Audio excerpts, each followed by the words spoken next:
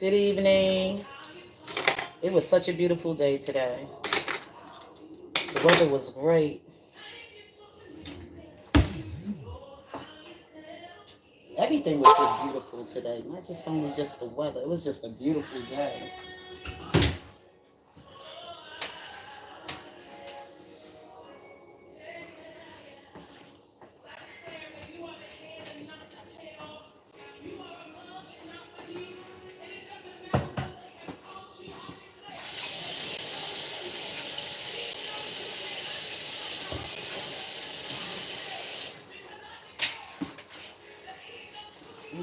It's so funny, like when you want to have a conversation about nothing, just garbage, just gossip and evil talking and mean, ugly things, you get a crowd. The crowd likes to gather around that kind of conversation. But when you want to talk about Jesus, everybody want to run.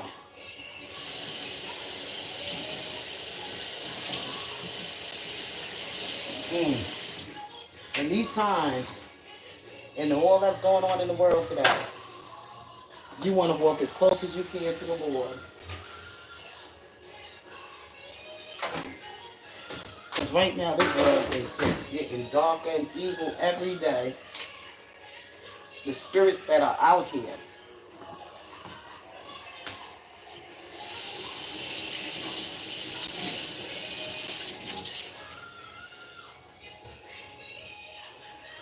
But you know what?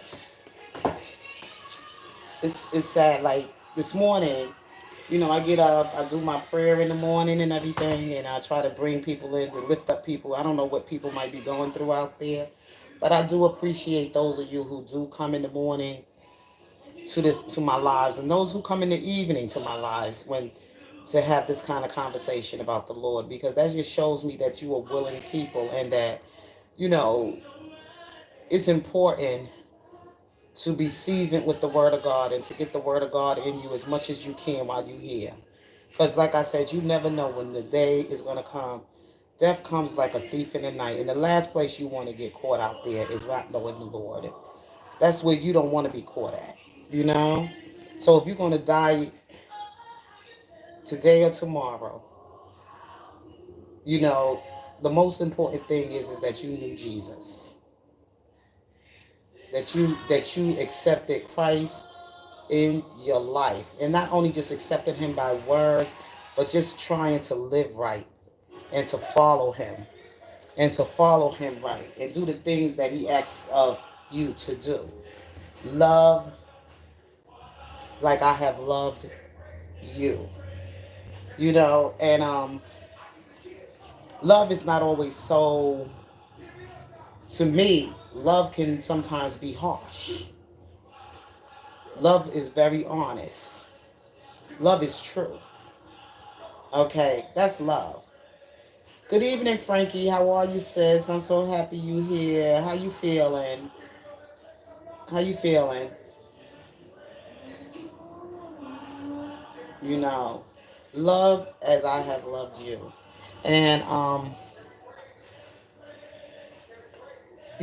God corrects those he loves. Let's go into the word with that. The Lord corrects those he loves.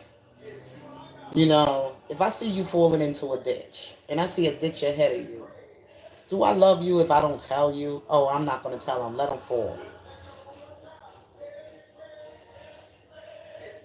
I have no understanding of what you're saying, Dimbaba. This is not Ramadan over here. I'm sorry. I'm a Christian over here, and please don't bring that over here. Don't come here and be disrespectful. You know. But anyway, like I said, um, oh, that's what it means? Okay, I'm sorry. Hi, how are you? How are you? Yeah, so love the way I have loved you. That's what Christ said. And God corrects those he loves.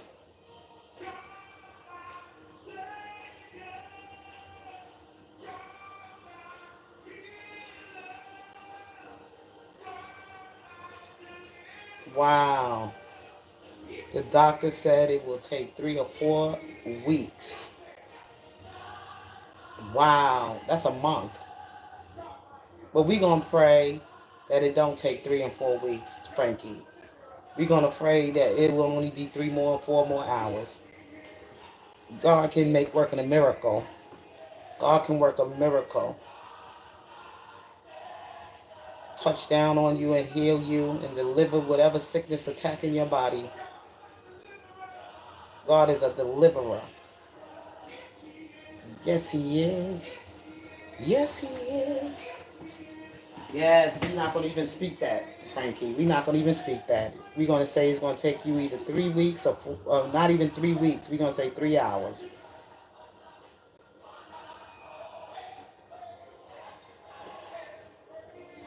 Because doctors can be wrong, but God is never wrong. Yeah. The Lord corrects those he loves. Let me go to my other phone.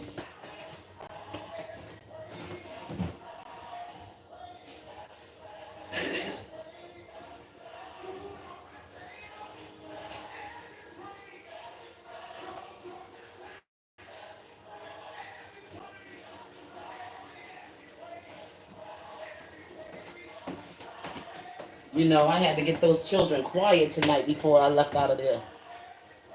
That's right, positive vibe.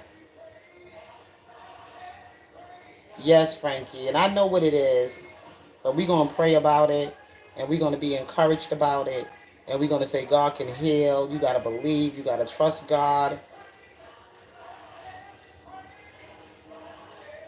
You got to trust God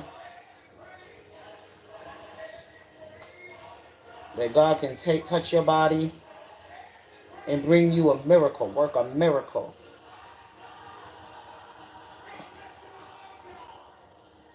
I have any prayer warriors in the chat? Lift up my sister Frankie in prayer. My mod Frankie and Johnny. Can you lift her up in the chat? She's suffering with. She's right now battling with a respiratory infection virus.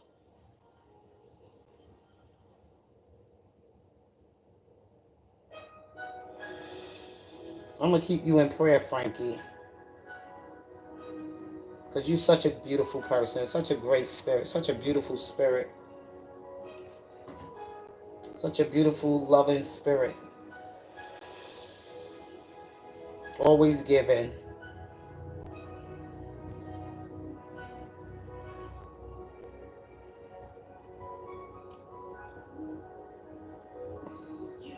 Before I go into the story about the concubine woman tonight, you know, I wanted to share something. Like I said, my panel, right? I told everybody that I wasn't going to be doing any more commentary on Mr. Robert Sylvester Kelly advocacy anyway. I'm away from all of that. I'm getting away. God is pulling me away from all of that because, you know, it's just too much going on around that sector, and it's not healthy. It's not spiritually healthy to stay among people like that. Those people are sick with demons and evil, and their hearts are dark, and they wear you out. They wear you out. You know, so you got to keep your joy. You got to keep your peace, because those people ain't well over there. They don't get it. Because I think a lot of the people, some of the people, especially some of the men that joined on this R. Kelly sector, that joined this fight within this R. Kelly sector, came just to have a excuse to be a criminal, have a reason to justify their evil, just a way to just jump on a bandwagon or something, just to do wrong, just to be a part of something, just to take this fight. Because a lot of them came in and they didn't come in here for the best, for what was best for Mr. Kelly. They came in what they wanted. It was an opportunity for them to act up. Oh, I'm not wearing a dress. It's a top and some pants I had to change because I was feeling too hot. You know, I was just really, really hot today. This is a top. It's a little top, and it's some lounge pants or whatever.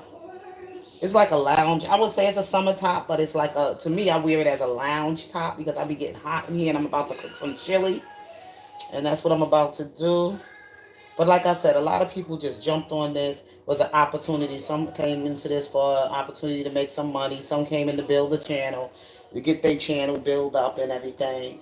And some people just came on because some people were true advocate in true advocacy. They saw the injustice. They wanted to take part in and be a be somebody to sound the alarm or point out some of the things that they saw that was not right about this whole injustice thing that was done to Robert Sylvester Kelly. So I'm just getting out of it altogether because I never came in it for all the nonsense that these people came in it for. I truly wanted to keep him in my prayers. I wanted to keep him lifted, and I wanted to walk people through sometimes the scriptures of seeing certain things the way certain things were. To really lift up people in the Lord and with Jesus. I came with Jesus in this battle with me. So I didn't come in this fight for to gain any profit or for anybody or anything. And I told people, and I was honest with people. I said, look, my channel is about this, blah, blah, blah, blah, blah. I left that even in my description of my channel, what my channel is about, the introduction of my channel or whatever. I never came in here for the game or for anybody. But I just don't like the way some people in here that did come in here, the way they've been moving and the way they've been acting. And I've been watching them for a long period of time from the time that, for the last 5 years that I've been seeing some of the wrongs that people been doing here. The women are foul, their hearts are dirty, their mouths are filthy. And people even came and talked to me about it. Some people said, you know what? You don't belong with that group. You don't belong with those people. You really don't belong with those people.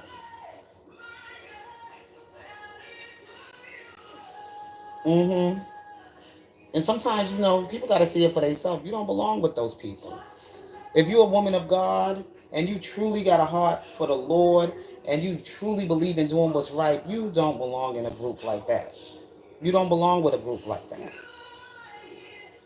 You can pray for R. Kelly, but you got to pray for him and stand alone on your own and do your own thing. You know what I'm saying?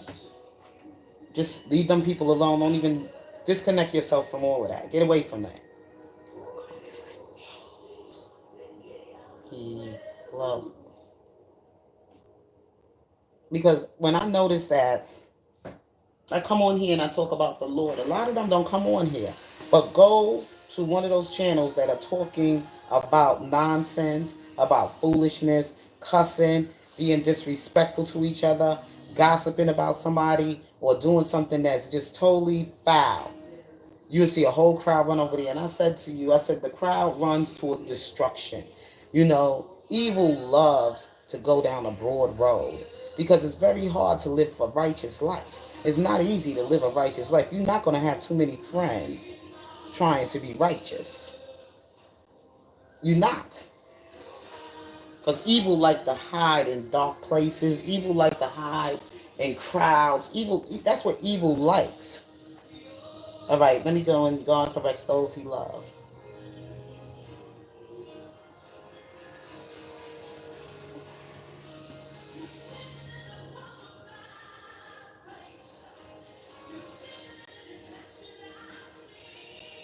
Oh boy.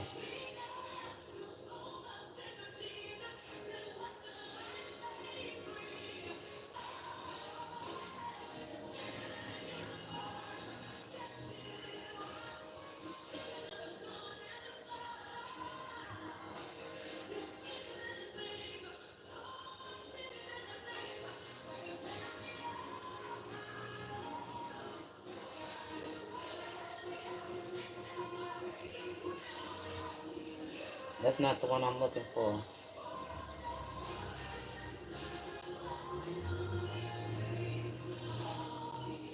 And sometimes when you think bad things are happening to you, it's for your own good.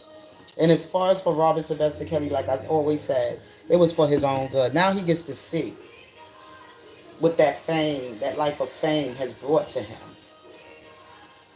And I'm praying and hoping him to have a successful victory in an appeal.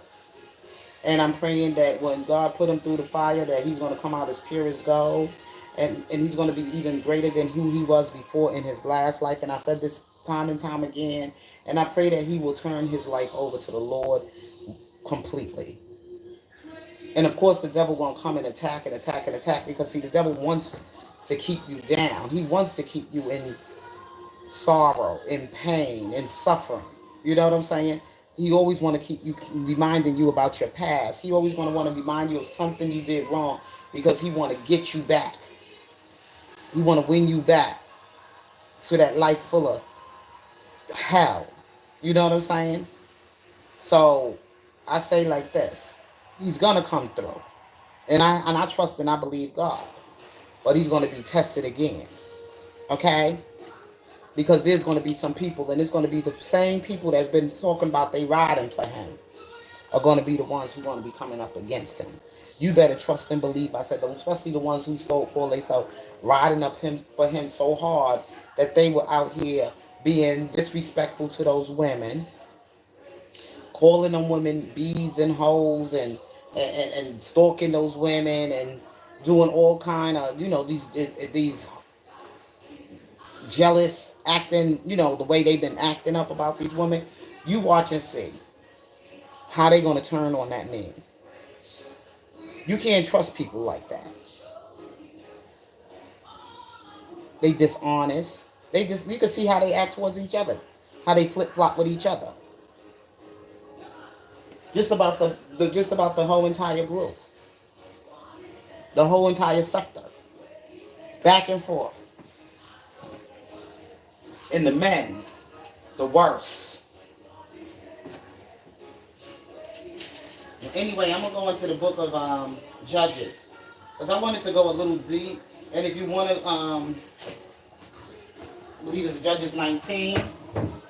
That we're gonna go into the scriptures, because I didn't go into the scriptures. I just gave you an introduction about the concubine woman, on the fact that what she's went through, and how this story talks about a brutal rape. Okay. And I also gave a little bit more about her in my I also talked a little bit more about it.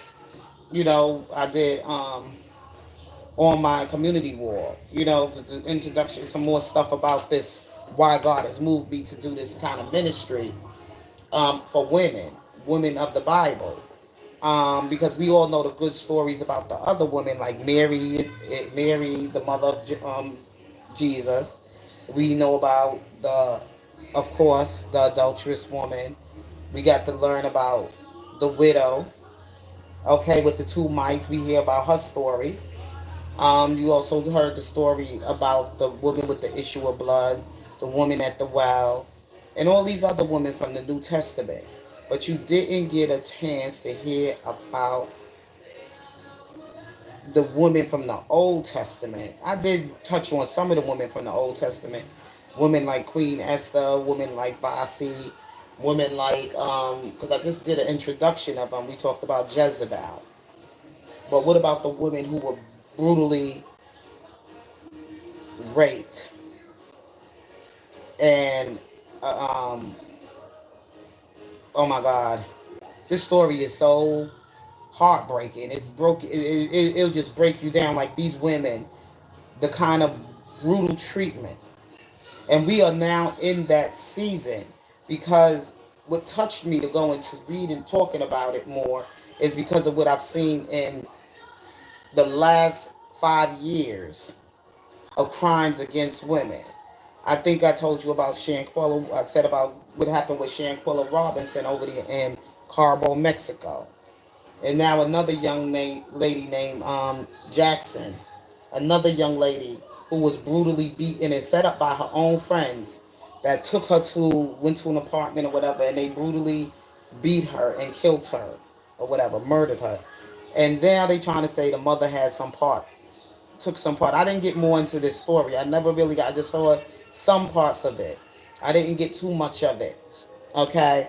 But I'm just saying there's a lot of crime that has been going on within the last, I would say,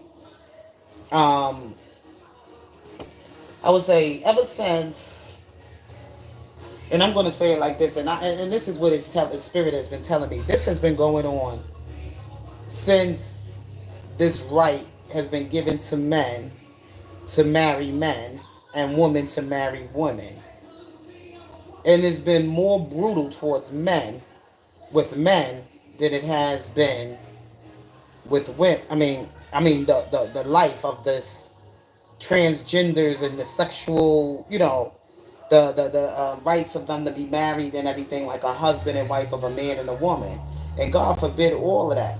So in those days, like I told you in this story about this concubine woman, these men did not want to come to this man's house to be with a woman. They wanted a man. So if you see what's been going on in the world, let me go. I'm trying to go to the story. And let me. This was during the time of Sodom and Gomorrah, and we are living in that time of Sodom and Gomorrah. A lot of these men don't want to be called out of who they are. They are sleeping with women. They are sleeping with men. They are doing, okay, the most. And the thing about it is that God is not pleased with it. You see what I'm saying? And this poor woman, who life, she tried to get away from this concubine. She tried to get away from her husband, her abusive marriage. She didn't want, if she left to go be with her father, she didn't want to be in that marriage. And the father did try to stall the the Levite. The father did try to stall the Levite for his daughter not to return back to him. The father tried to get him to stay days over and over. I'm just going to go into the story from the Bible, because the book only just going to give you an introduction of it and some things that took place, but it ain't going to tell you every detail. The Bible is more detailed about the concubine, and it just tells you that some women, because they have lost their freedom of choice, are in these arranged marriages. And from the way you could tell that her husband treated her, she wasn't loved by her husband at all. She was just part of his property. Okay, and she tried to escape. Okay? Because what husband will offer up his wife if he loves his wife, his concubine, any woman that he loved, to a bunch of violent, brutal men to rape her, to gang rape her? And what father in the story also, because he wanted to keep the men from raping his guests, the men in his house, to protect the men, what father will offer up his daughters to some violent, brutal men? How desperate can a man be that he rather save another man's manhood, that he would want to give his daughters up to some man that was going to brutally rape his daughters? Because this is how man's mind can be so dark and so evil.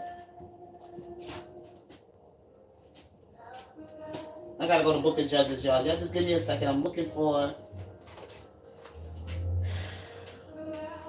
It's in Judges, okay. Oh. Judges.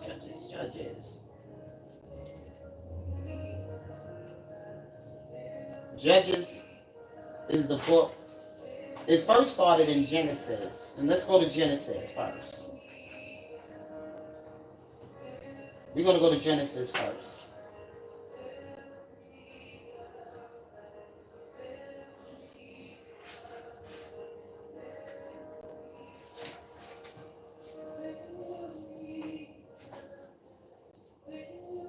We're going to first take it from Genesis because it...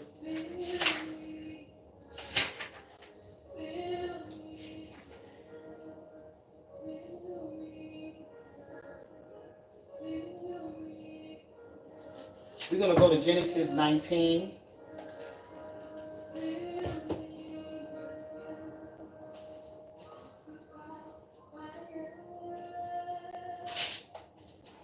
Okay, I'm gonna first start off in Genesis because it started in Genesis. Remember when Sodom and Gomorrah and Lot's wife, Lot, Lot.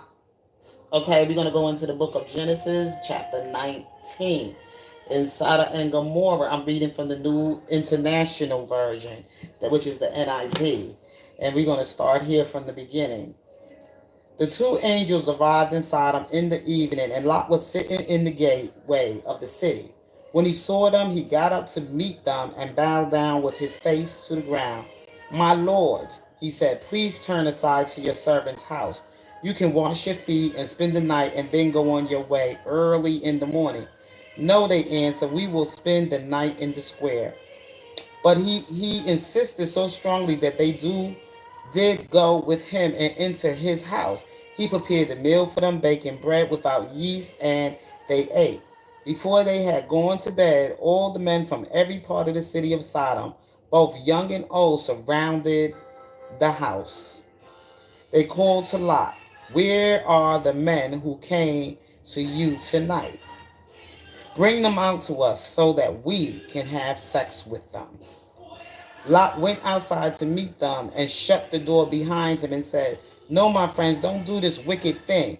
Look, I have two daughters who have never slept with a man. Let me bring them out to you and you can do what you like with them. But don't do anything to these men, for they have come under the protection of my roof. Get out of our way, they replied. And they said, this fellow came here as an alien and now he wants to play the judge. We'll treat you worse than them. They kept bringing pressure on Lot and moved forward to break down the door. But the men inside reached out and pulled Lot back into the house and shut the door. Then they struck the men who were at the door of the house, young and old, with blindness, so they could not find the door. He said, Master, don't, he said, find the door, I'm sorry. The two men said to Lot, do you have anyone else here, sons-in-laws, sons or daughters, or anyone else in the city who belong to you? Get them out of here, because we are going to destroy this place. The outcry of the Lord against his people is so great that he has sent us to destroy it. So Lot went out. So basically,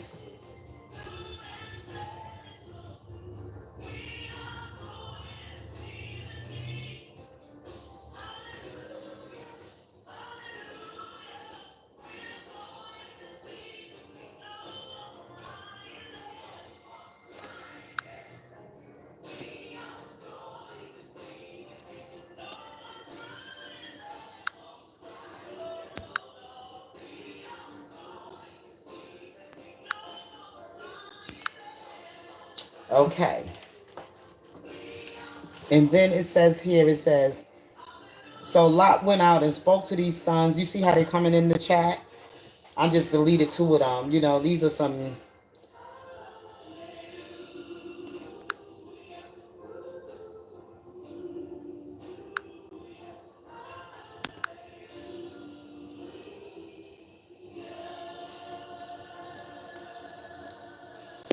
Okay. And then it says, so Lot went out and spoke to his sons-in-laws who were pledged to marry his daughters. He said, hurry and get out of this place, because the Lord is about to destroy the city. But his sons-in-laws thought he was joking. With the coming of dawn, the angels urged Lot, saying, hurry, take your wife and your two daughters who are here, or you will be swept away when the city is punished. When he hesitated, the men grasped his hand and the hands of his wife and of his own two daughters, and led them safely out of the city, for the Lord was merciful to them. As soon as they had brought them out, one of them said, flee for your lives. Don't look back and don't stop anywhere in the plain. Flee to the mountains,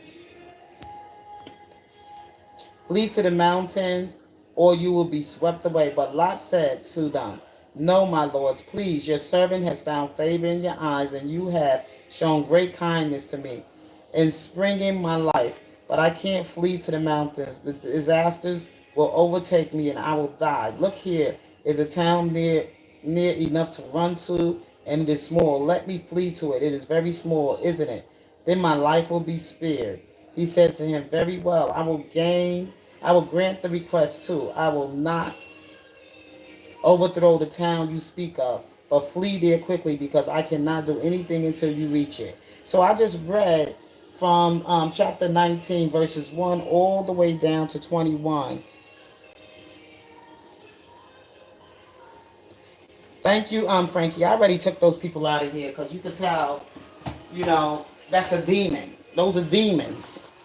When demons are getting called out for whatever kind of lifestyle they live in, they want to come and attack you on your attributes and on your gender. And I know who I am, and I know what I was born to be. I was born a woman, all woman. Okay, so I ain't paying them no mind. So they just sick people. Okay, now I wanted to go into the story about the book of Judges, chapter 19:27, and I think it's coming from those people from that other side. They like to use other kind of names to come and attack you. There's some people from those people over there. Judges 19. Okay, Judges 19.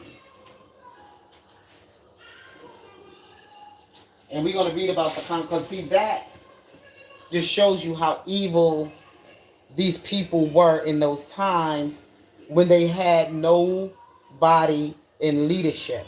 They just did what they wanted to do, and they just went on, and this thing of trying to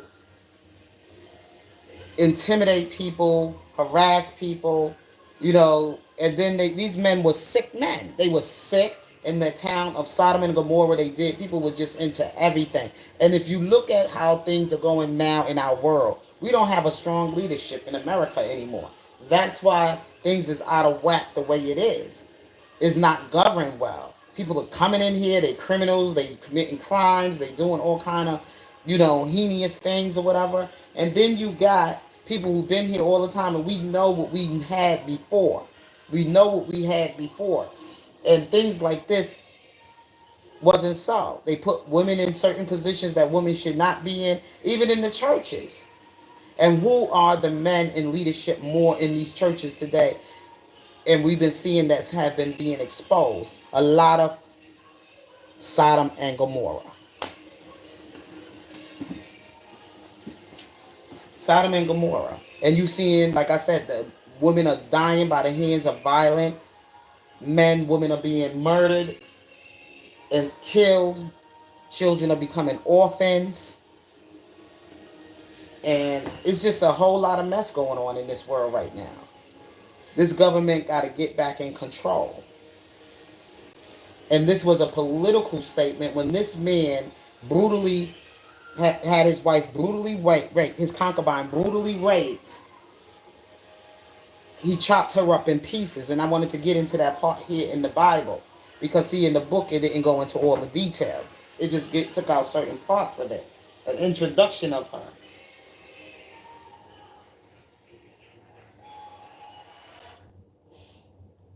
Okay, so we're going to go into her story here in the Bible. It is in the book of Judges. We got to go into the book of Judges, and we got to go into the book of Judges, chapter 19. See, a Levite and his concubine is in the book of Judges, and it's in the chapter 19. So I'm going to go into more detail from what the book went into. In those days, Israel had no king. Now a Levite who lived in a remote area in the hill country of Ephraim took a concubine from Bethlehem in Judah, but she was unfaithful to him. She left him and went back to her father's house in Bethlehem, Judah. After she had been there 4 months, her husband went to her to persuade her to return. He had with him his servant and 2 donkeys. She took him into her father's house, and when her father saw him, he gladly welcomed him. His father-in-law, the girl's father, prevailed upon him to stay, so he remained with him 3 days, eating and drinking and sleeping there. On the 4th day, they got up early, and he prepared to leave, but the girl's father said to his son-in-law, "Refresh yourself with something to eat, then go." Then you can go. So the two of them sat down to eat and drink together. Afterwards, the girl's father said, "Please stay tonight and enjoy yourself." And when the man got up to go, his father-in-law persuaded him. So he stayed there that night. On the morning of the fifth day, when he rose to go, the girl's father said, "Refresh yourself. Wait till afternoon." So the two of them ate together. Then when the man with his concubine and his servant got up to leave, his father-in-law, the girl's father, said, "Now look, it's almost evening. Spend the night here. The day is nearly over. Stay and enjoy yourself. Early tomorrow morning you can get up and be on your way home." But unwillingly to stay another night, the man left and went towards Jebus, that is Jerusalem. Okay, and he said, with his two with his two saddled donkeys and his concubine, when they were near Jebus, and the day was almost gone, the servant said to the master, "Come, let's stop at the city of the Jebusites and spend the night." His master replied, "No, we won't go into an alien city whose people are not Israelites. Okay? We will go on to Gebeth." He said, "Come, let us try to reach Gibeah. We will go to Gibeah or Ramah and spend the night in one of those places." So they went on, and the sun set as they neared Gibeah in Benjamin. There they stopped to spend the night. They went and sat in the city square, but no one took them into his home for the night. That evening, an old man from the hill country of Ephraim, who was living in Gibeah, men of the place were Benjamites, came in from his work in the fields. When he looked and saw the traveler in the city square, the old man asked, "Where are you going? Where did you come from?" He answered, "We are on our way from Bethlehem in Judah to a remote area in the hill country in Ephraim, where I live. I have been to Bethlehem in Judah, and now I am going to the house of the Lord. No one has taken me into his house. We have both straw and fodder for our donkeys, and bread and wine for ourselves, your servants, me, your maidservant, and the young man with us. We don't need anything." "You are welcome at my house," the old man said. "Let me supply whatever you need. Only don't spend the night in the square." So he took him into his house and fed his donkeys. After they had washed their feet, they had something to eat and drink. While they were enjoying themselves, some of the wicked men of the city surrounded the house, pounded on the door. They shouted to the old man who owned the house, "Bring out the men who came to your house so we can have sex with them." The owner of the house went outside and said to them, "No, my friends, don't be so vile. Since this man is my guest, don't do this disgraceful thing. Look, here is my virgin daughter and his concubine. I will bring them out to you now, and you can use them and do to them whatever you wish. But to these men, don't do such a disgraceful thing."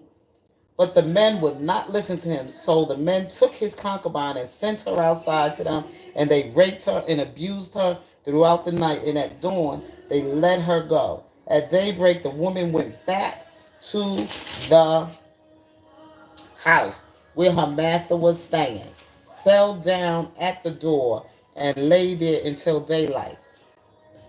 When her master got up in the morning and opened the door of the house and stepped out to continue on his way, there lay his concubine fallen in the doorway of the house with her hands on the threshold.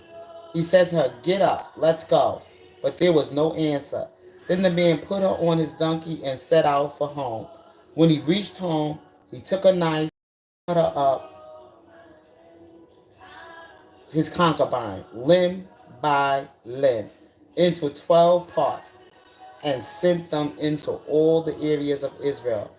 Everyone who saw it said, "Such a thing has never been seen or done, not since the day the Israelites came up out of Egypt." Think about it. Consider it. Tell us what to do. Then all the Israelites from Dan to Beersheba and from the land of Gilead came out as one man in assembly before the Lord, out as one man in assembly before the Lord in Mizpah. The leaders of all the people of the tribes of Israel took their places in the assembly to the people of God, 400,000 soldiers armed with swords. So basically, he was sending a political statement. Anytime a woman, he sent out 12 of her, he cut her body up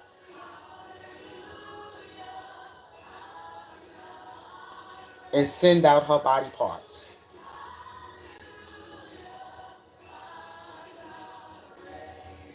What man would allow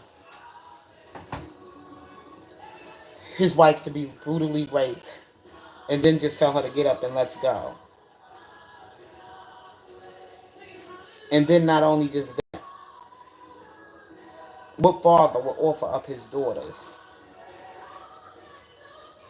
to men to destroy her body, to just instead fight to destroy those men?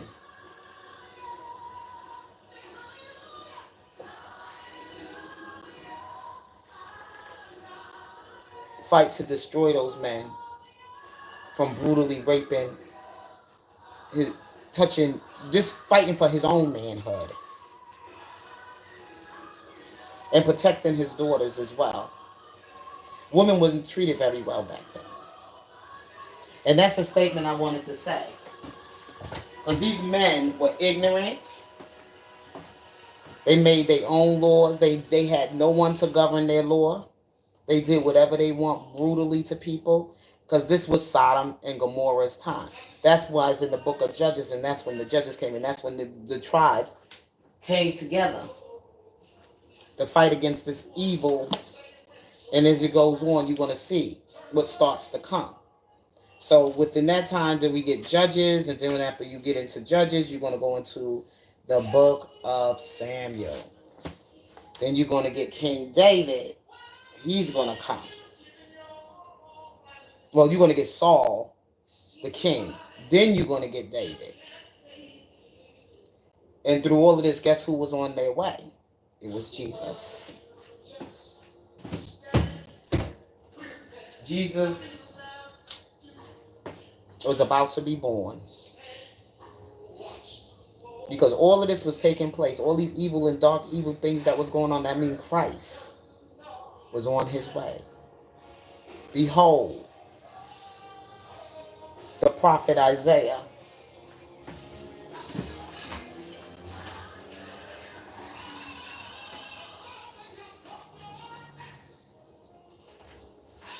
Okay.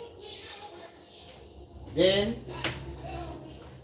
we're going to hear from the prophet Isaiah.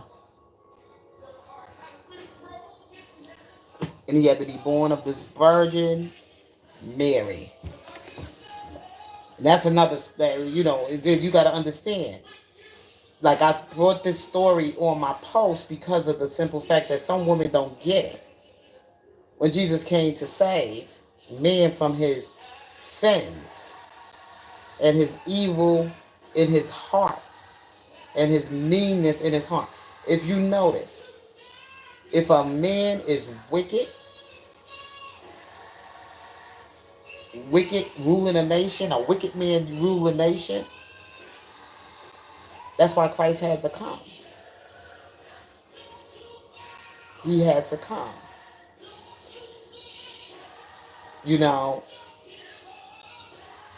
And especially, and some women say, oh, he came to save all. He came to save, yes, he came to save all.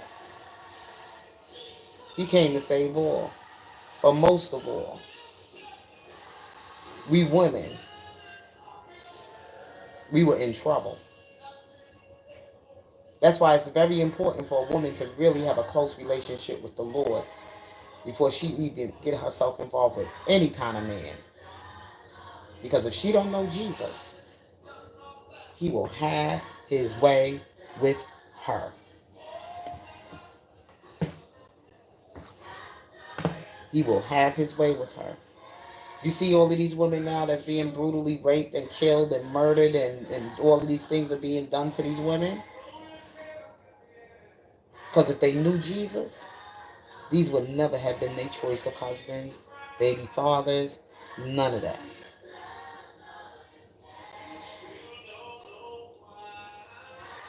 Don't go to no broken man and try to fix him. He will have his way with you. And especially when you don't know Jesus. He got to already come prepared, repaired. These women go in these relationships with these men, and they're not saved women. And just because people say they claim they know Christ, they could go to church, they could say they know Jesus, but you got to have a personal relationship with him to really get to know him. To really know him. Not just going to church. There's a lot of church goers. But are they receiving? Are they reading their Bibles? Are they studying their word? Are they staying prayed up? Are they fasting and all of that other stuff? It's a practice. It's a daily practice every day that you live. It's just when you claim you know Christ and you have a relationship with the Lord, you have that relationship every day, not just on Sunday. Because if these women that was brutally killed, murdered, whatever, if they had a relationship with Jesus, these men will stay away from them. They wouldn't even approach them. They wouldn't even approach them. Evil men will not even come near to a woman of God.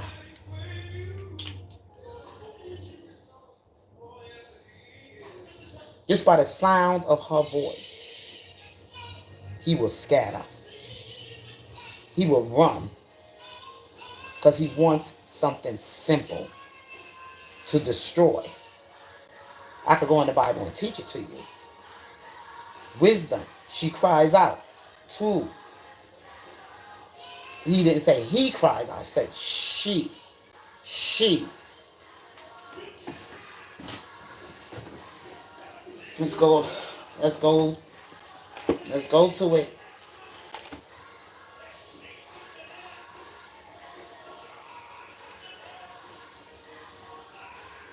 Wisdom call. I'm reading from Proverbs chapter 8. I'm going to read it to you. Does not wisdom call out? Does not understanding raise her voice?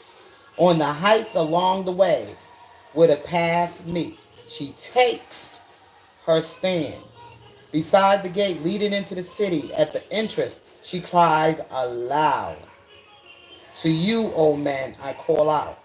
I raise my voice to all mankind. You who are simple gain prudence. You who are foolish gain understanding. Listen, for I have worthy things to say. I open my lips to speak what is right. My mouth speak what is true. For my lips detest wickedness. All the words of my mouth are just. None of them is crooked or perverse. To the discerning, all of them are right. They are faultless to those who have knowledge. Choose my instructions instead of silver. Knowledge rather than choice of gold. For wisdom is more precious than rubies, and nothing you desire can compare with her.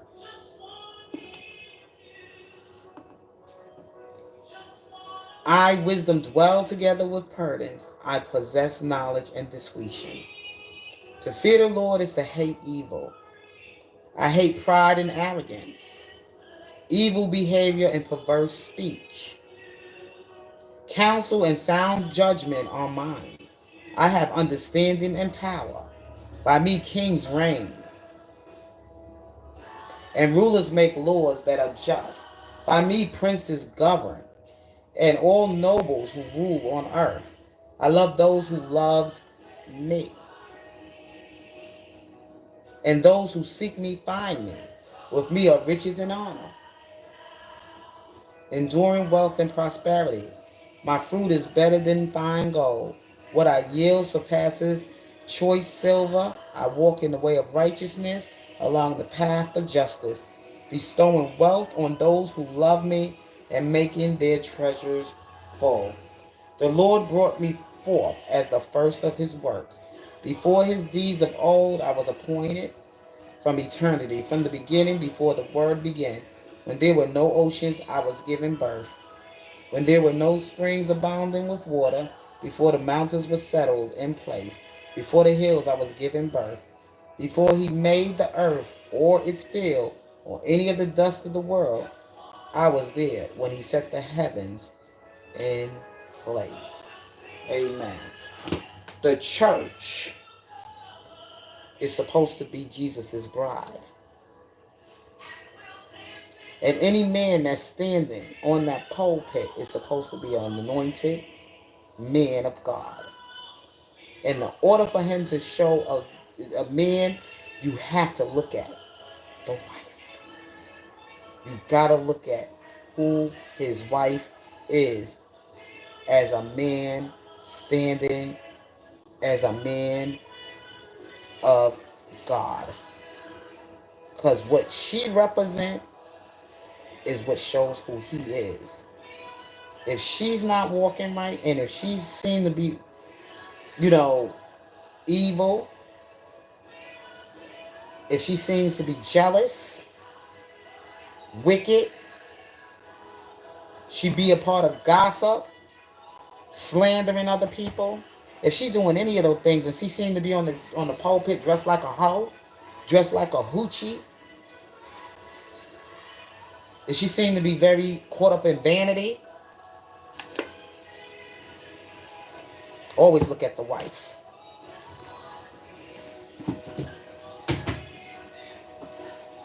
Because that's his wisdom.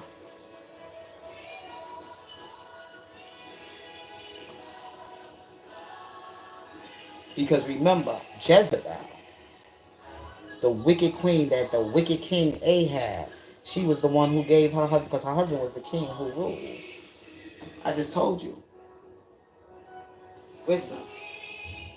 And any woman that really knows the Lord will never pick any man, will never be involved herself in a relationship with no man who ain't walking upright with God.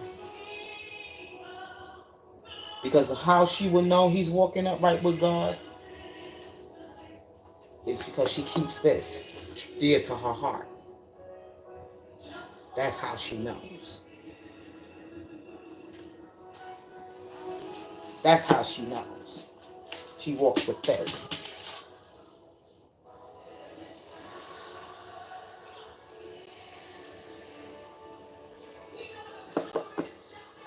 She can never know a man if she don't know Jesus.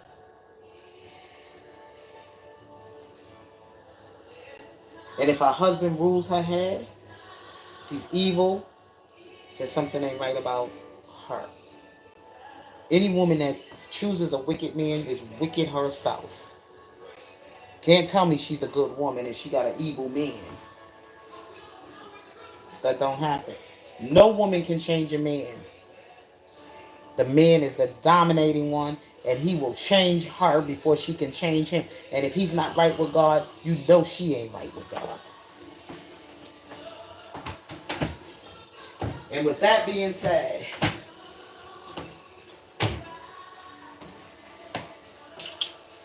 no woman change a man.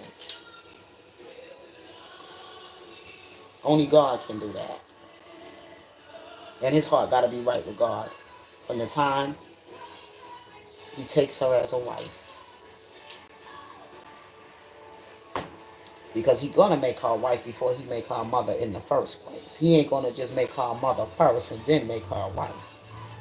But God, it don't work in that order. He's going to make her a wife first. And he's going to make sure she educated herself well. And she made everything, she accomplished everything she needs to accomplish for herself first before she even get with him. Because he's going to make sure she's going to be able to be his strong backbone. She ain't going to just go get a woman beneath him. And he's not going to get A woman, I'm sorry, he's not going to just go get something that's beneath him. He's going to get something that's going to be his equal, equally yoked.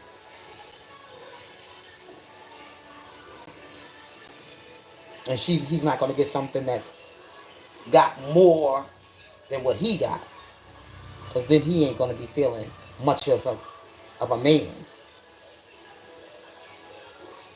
It has to be equally yoked.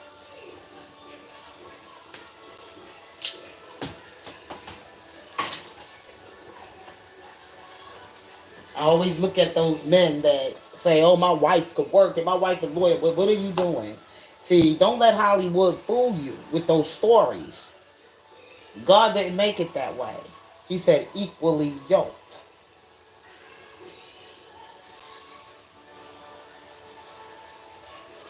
They have to meet on the same terms. And I'll tell you in a minute, any man, and I'm saying this because it's in the book. But see, a lot of these women don't walk with the word of God with them. I don't care how much they go to church.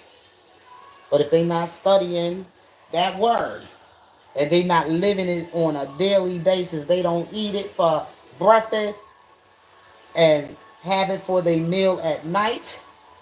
If she's not a praying woman, and when I'm talking about a praying woman, if she don't continue to have her relationship, reading that word and studying that word, being guided by that word or whatever like that, she can easily get tricked up by any kind of man out there.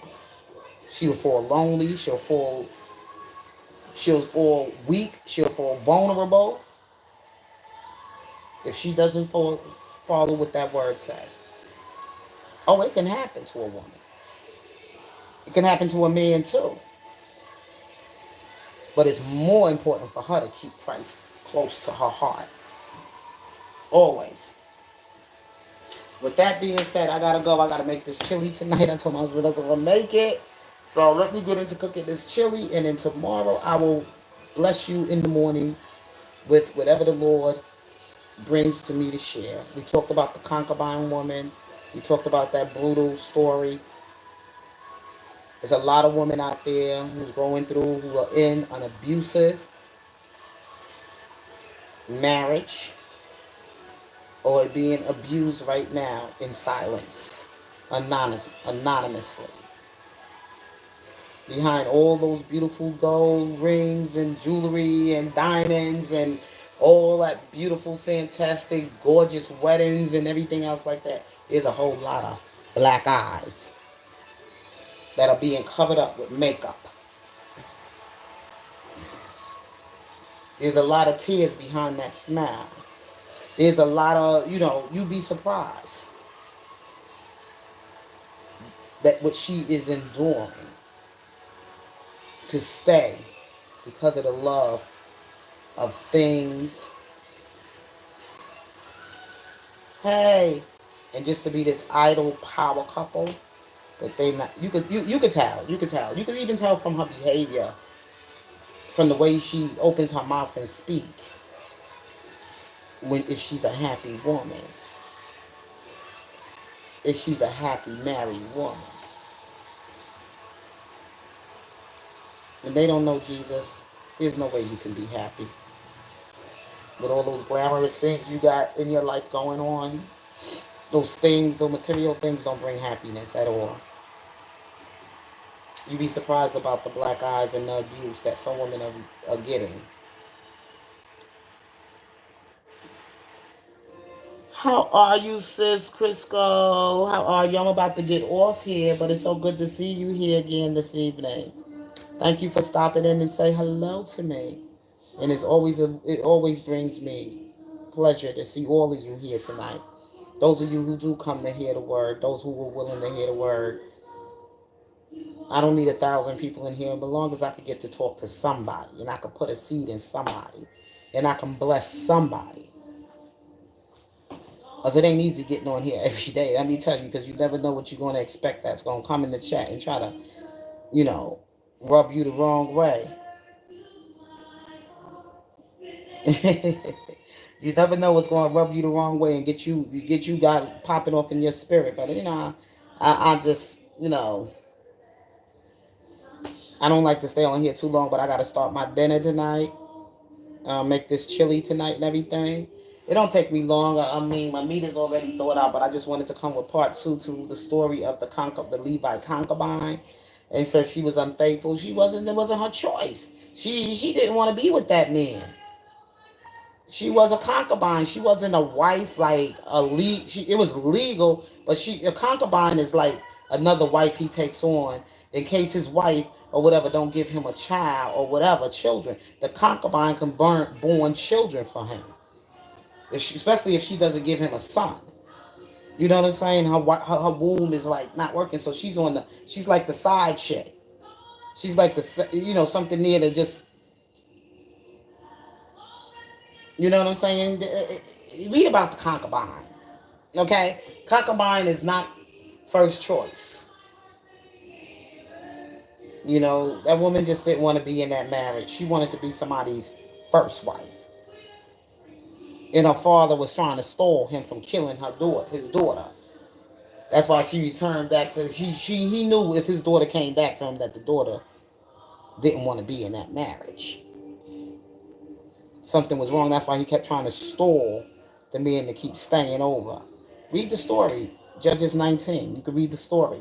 So anyway, and father, it was out of his hand. You know, woman had no, once you offered your daughter up to marriage and everything, that was it. The deal is a deal. You know, he didn't send her back. She came back on her own. You see, now if he sent her back, that's one thing. But if she left him on her own, she totally disrespected him. Okay? She made him look bad. She made him look bad. But anyway, y'all, I gotta go. I'll see y'all in the AM if God's willing. So be blessed. Peace.